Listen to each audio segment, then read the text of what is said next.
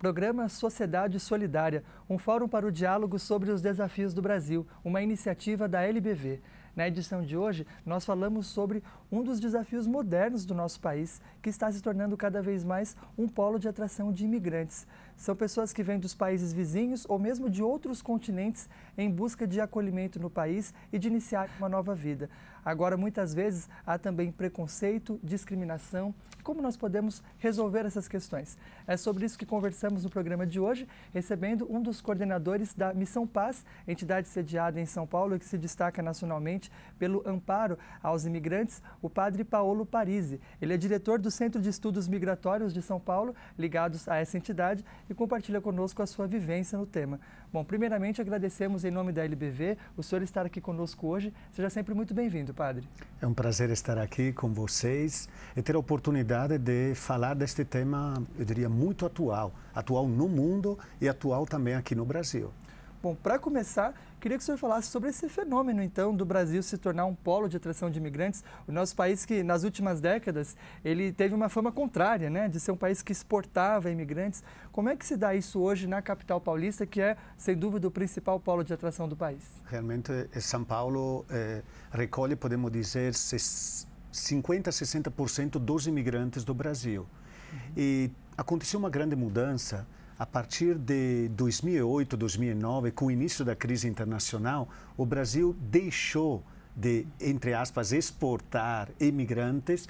Chegamos a quase 4, 5 milhões, segundo algumas estatísticas, de brasileiros trabalhando fora, nos Estados Unidos, na Europa, no Japão, e começaram progressivamente a voltar.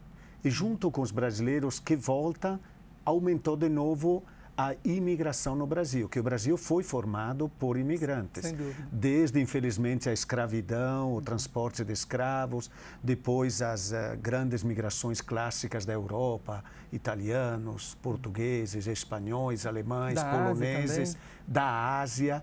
Hoje estamos diante de um novo ciclo migratório. E nesse novo ciclo, qual é o perfil básico desses imigrantes?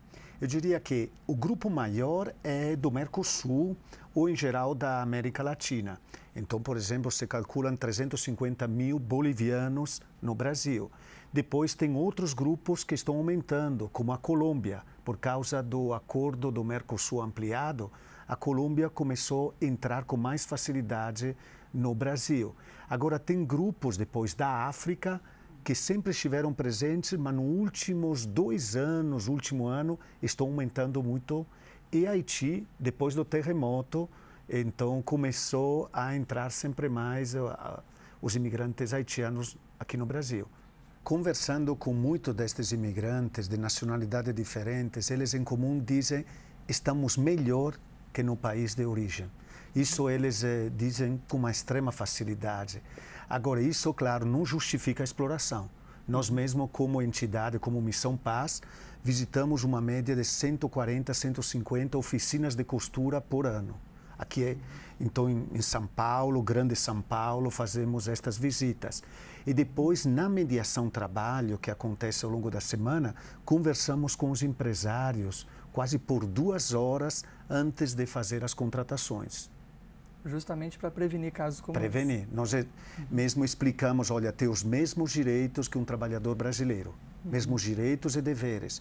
Explicamos até a sensibilidade maior pela questão linguística, ajudar, às vezes, a arrumar um lugar para dormir, uma casa, alugar um espaço, e muito empresário se sensibiliza. O senhor tem uma experiência ligada a esse tema, não só aqui no Brasil, mas na Europa, na Itália, de onde o senhor veio. Inclusive, por essa experiência, talvez tenha assumido essas funções aqui na capital paulista.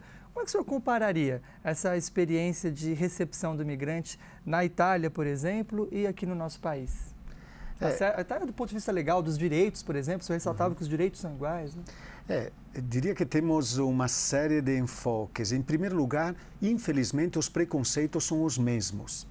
Ou seja, da mesma forma que encontramos pessoas abertas a acolher o imigrante, o refugiado, na Itália e no Brasil encontramos pessoas que têm preconceitos. Normalmente associa o imigrante a uma ameaça. Está trazendo doenças, agora o caso da ebola, então muito joga a responsabilidade, o perigo possível nos imigrantes da África.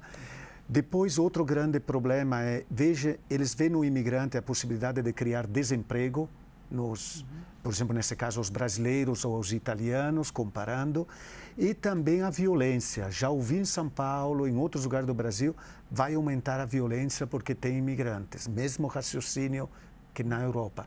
Então, tem preconceitos que permanecem apesar das mudanças de culturas. Agora, claro que o ambiente cultural do Brasil, eu diria, é muito menos preconceituoso, fechado em relação à parte europeia.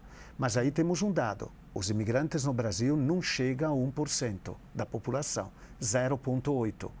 Na Europa, em geral, já estamos chegando a perto do 10%. Eu me pergunto, quando os imigrantes alcançarão, vamos dizer, 10% da população local do Brasil, qual será a reação dos brasileiros? Estarão prontos a acolher ou terão preconceitos? Sim, e é um fenômeno para o qual devemos nos preparar, né? Porque se a Europa, por exemplo, que possui uma série de medidas restritivas, né, do acesso aos seus países de pessoas de outras nacionalidades, aqui no Brasil as pessoas têm uma imagem de que esse acesso é mais facilitado, né? Então é um fenômeno que tende a crescer. Tende a crescer porque os imigrantes, normalmente, eles procuram lugares onde a economia está em crescimento. A Europa, neste momento, está numa crise terrível. Ontem mesmo recebi um imigrante do norte da África que morou por 9 anos no sul da Itália. E aí, quando olhei no passaporte, eu falei, Foggia, Itália? Aí ele me falou, eu trabalhei lá na colheita de tomate. Agora lá está em crise e eu vim para cá. Para ver, o mundo da migração é extremamente móvel. Não adianta, como alguns dizem, criar muros. Olhamos os Estados Unidos com todo o sistema de barrar a migração entre México e Estados Unidos. Não consegue conter. Aí se trata de criar realmente políticas voltadas para os direitos humanos, que criem mecanismos de integração. Bom, é justamente sobre isso que nós falamos no próximo bloco. Quais são as medidas que podem ser adotadas pelo poder público, pela sociedade civil, para conseguir fazer com que o nosso país respeite os direitos humanos dessa população de imigrantes? O programa conversa hoje com o padre Paulo Parisi, diretor do Centro de Estudos Migratórios de São Paulo, integrante da coordenação da Missão Paz. Vamos agora para um breve intervalo e já voltamos.